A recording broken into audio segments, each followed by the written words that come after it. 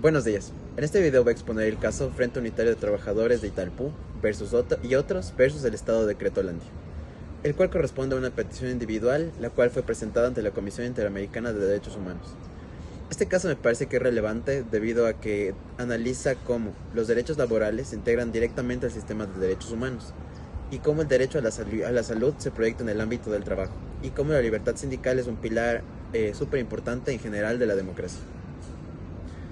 Además, este caso demuestra que la responsabilidad internacional del Estado no solamente surge como el Estado actúa directamente, sino también cuando no regula adecuadamente, no fiscaliza empresas privadas y también no protege judicialmente a las personas.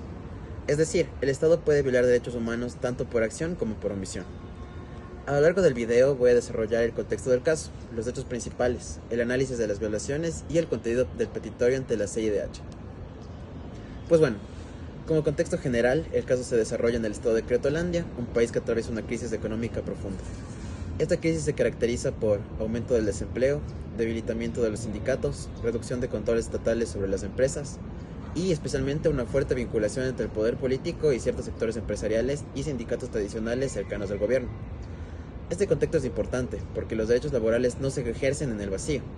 Cuando existe una crisis, los trabajadores tienen miedo de perder el empleo, los sindicatos pierden poder y el Estado tiende a privilegiar la estabilidad económica por encima de los derechos humanos, lo cual obviamente es un problema para todas las personas las cuales vivimos en la sociedad.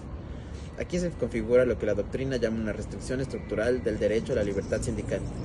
Esto ya que no se prohíbe expresamente la organización sindical, pero se le vacía de contenido mediante obstáculos administrativos y políticos. Además, el debilitamiento de los controles estatales genera que las empresas puedan operar con mayor impunidad frente a riesgos laborales. Por esto, este caso no solo se trata de una fábrica, sino de un modelo estatal que tolera la precarización como tal. Como tercer punto, he puesto los hechos, los cuales son el derecho a la salud y también la omisión estatal. El señor Sergio Bilbao trabajó durante más de 15 años en la empresa Maresa, junto con otros 12 trabajadores. En noviembre de 2024, varios empleados comenzaron a sufrir mareos, vómitos, irritaciones en la piel y dificultades respiratorias. Estos síntomas estaban asociados con la manipulación de sustancias químicas usadas en el proceso productivo. Lo grave es que la empresa no informó a los trabajadores qué sustancias utilizaba, ni explicó los riesgos, ni adoptó medidas de protección adecuadas. Aquí se vulnera el derecho a la salud en su dimensión laboral. Este derecho no solamente implica recibir atención médica, sino también prevención, información y condiciones seguras de trabajo. Los trabajadores acudieron a la Comisión de Conciliación y Arbitraje de Italpú, en la cual pidieron información técnica, evaluación de riesgos, medidas de protección. La autoridad, por su parte, realizó una inspección superficial y dijo que algunas sustancias podrían ser tóxicas, sin imponer sanciones ni medidas concretas a esto. Esto significa que el Estado no ejerció su deber de regulación, no fiscalizó y por ende no protegió a los trabajadores.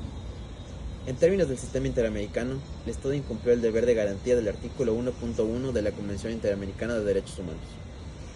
La denegación de justicia está en el punto 4. Ante la falta de respuestas administrativas, los trabajadores presentaron una acción judicial de tutela. El objetivo como tal era proteger su derecho fundamental, la salud. Sin embargo, la jueza rechazó la acción. Esto debido a que la Cámara confirmó la decisión y la Corte también la negó. Los tribunales señalaron que no estaba probada la peligrosidad de los materiales.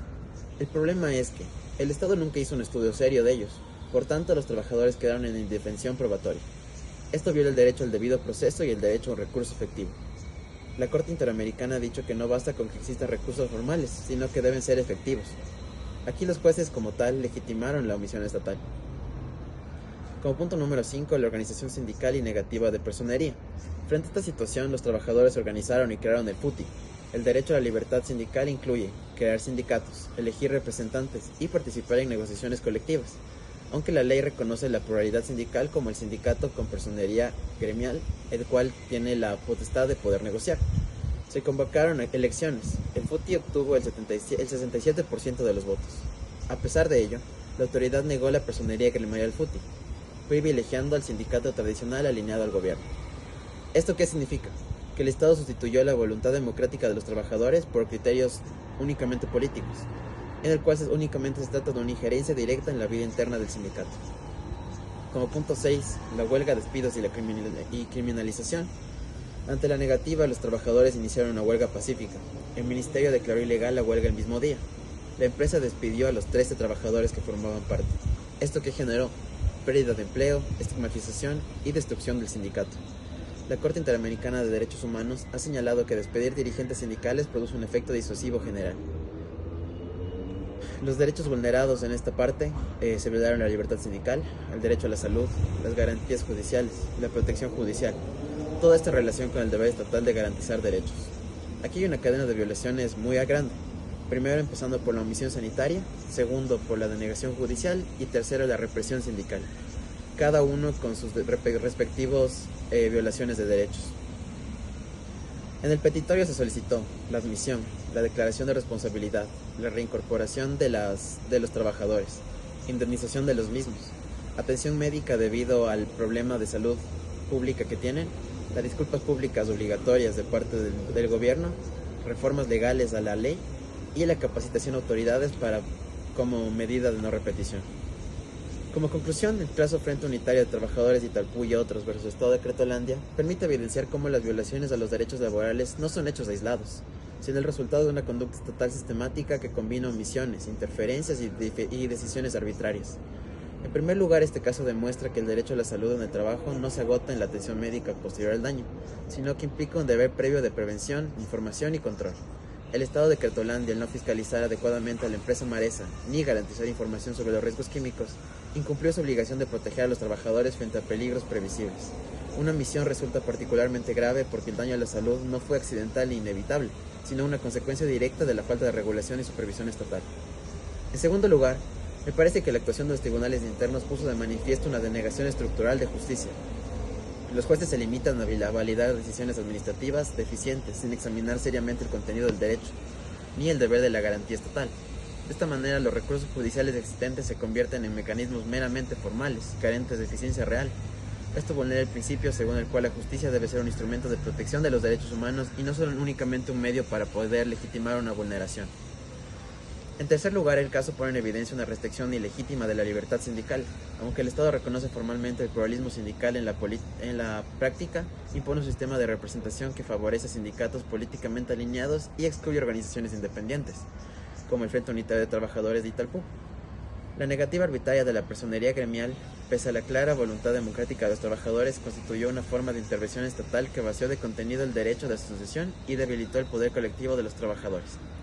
Asimismo, la criminalización de la huelga y el despido de los dirigentes sindicales revelan una política de represión indirecta del conflicto laboral, que busca desalentar el ejercicio de derechos mediante sanciones económicas y estigmatización.